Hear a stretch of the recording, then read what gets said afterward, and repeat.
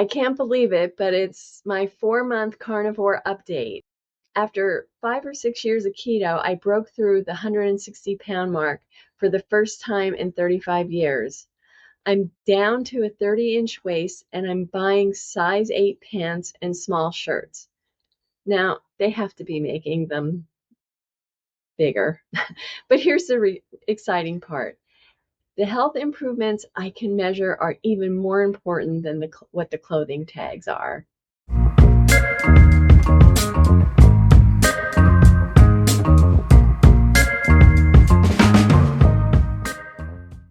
At the beginning of the year, my waist was up to 35. It had been down to 33, but I had my lap band removed and I had 5 or 6 pounds on.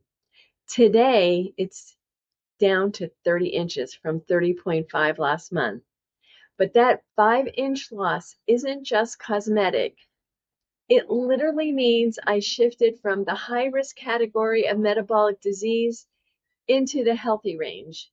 My waist to height ratio went from 0.54, which is considered high risk, down to 0.46, which is now in the healthy zone. My BMI also dropped. I went from 28.5, that was in January, down to 26.5. In addition to losing the half-inch off my waist, where I really saw the change was in my lower stomach. I lost an inch off of that area. I lost an inch off my bust. I like a 1/4 inch off my arm and my leg, but I think it was another 3.5, one, two, it was another 3.5 inches in month 4. So it was only, I was hovering around 160. It was bouncing between 161, 162. When I got back from Utah after month 2, I went up a little bit, but I think I was gaining muscle. And now I'm down to 159 and I lost 3.5 inches in month number 4. So I attribute that to again the protein and also the resistance training. And that takes me probably like 45 minutes, do 3 sets of 10. I'm lifting heavy weights, and heavy is whatever is heavy for you. Um, and I do big muscles. I do a lot of legs, and I also do upper body. And especially for women, I work my back as well because, we're always like this. I don't want to be hunched over.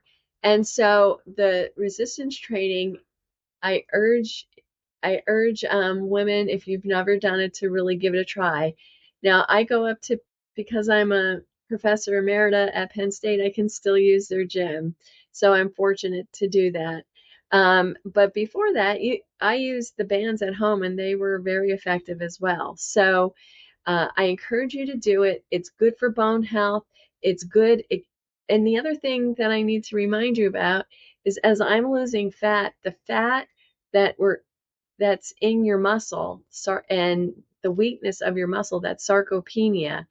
All of this, the carnivore diet, the resistance training, upping your protein, all starts to reverse that. And as a result, your metabolism improves.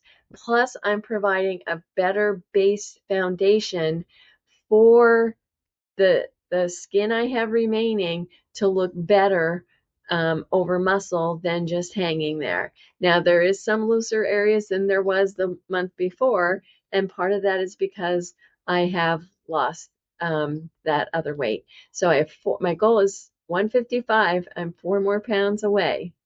Now, my BMI isn't perfect. It doesn't account really, BMI doesn't really account for muscle mass or body composition. But when you pair that with the waist to height ratio, it paints a clear picture. I'm not just lighter, I'm also healthier. Now, let's be real. Month 3 didn't move much on the scale. Actually, I stayed the same weight. And I could have been discouraged, but I knew my body was undergoing recomposition. I had lost month 1 and month 2. And remember, I was pretty close to my target weight. I was losing fat and building lean mass, and the tape measure confirmed it. I still lost not a lot of inches like month 1 and 2, but I lost a few. This is why you can't rely on the scale alone. Inches tell the truth. One big change I made in month 3 was making a conscious effort to prioritize protein every single day.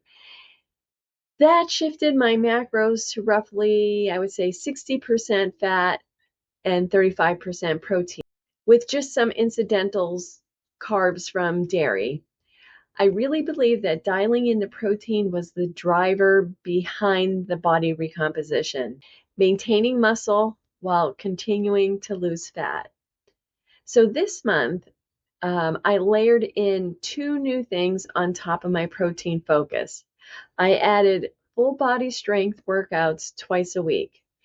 Building muscle not only shapes the body, but it also protects the metabolism and supports the long-term fat loss. And remember, any carbs I took in, I wasn't taking in very many, but I had plenty of place to store them. And also that muscle raises your basal metabolic rate. So you're burning more fat just sitting there.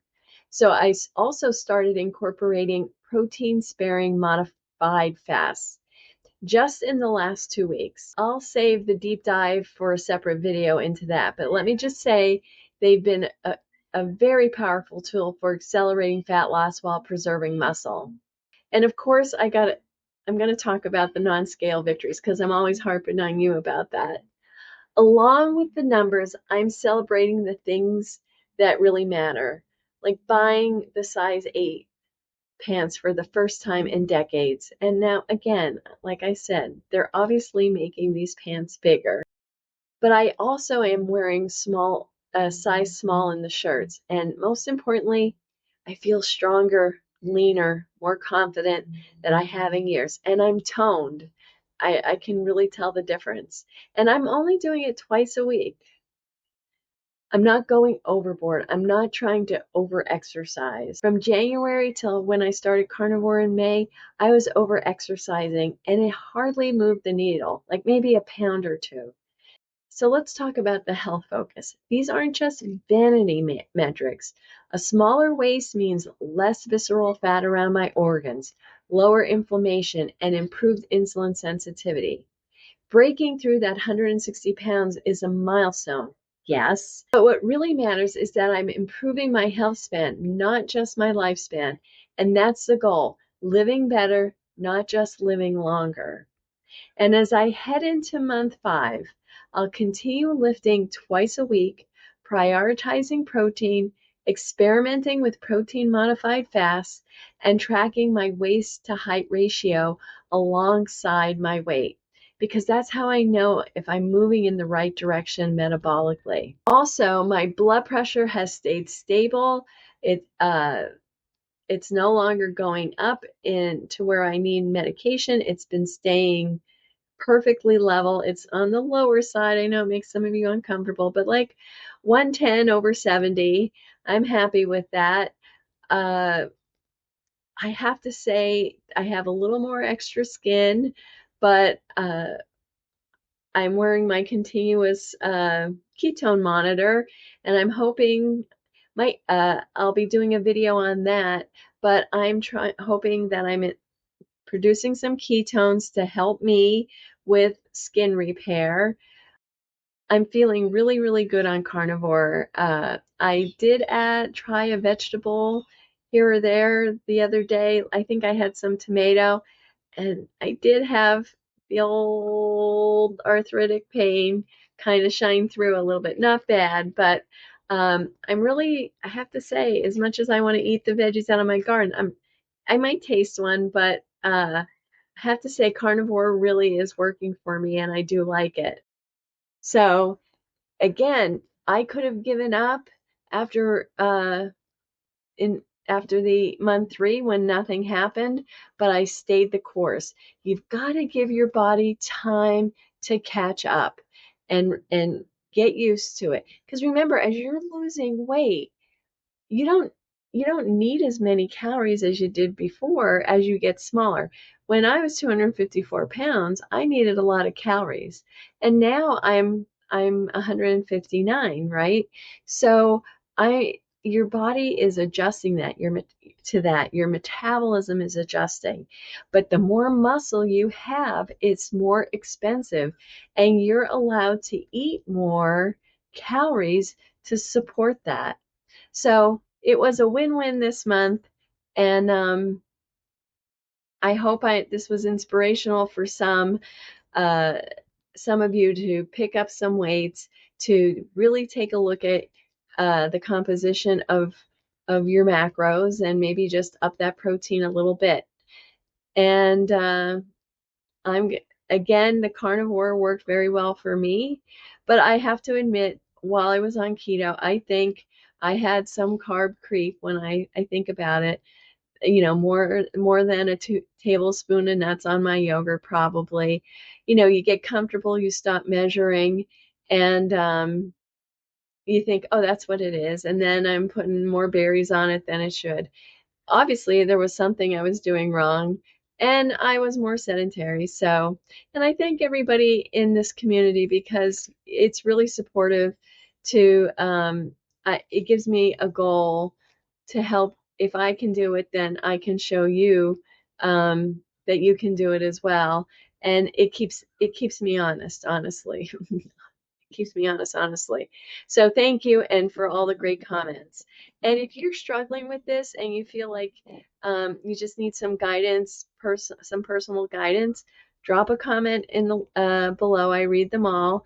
And if you're interested in coaching, we can do a discovery call and see if there's a program. I have several different types of programs. How intense you would want coaching, and you can take a look at and see if there's something for you. All right, I'll see you in the next video. Month number 5. Let's see I don't know what's going to happen, but let's see where we go from here. This is Dr. Rhodes, the Primal Professor. If I can do it, you can do it. I'll see you in the next video.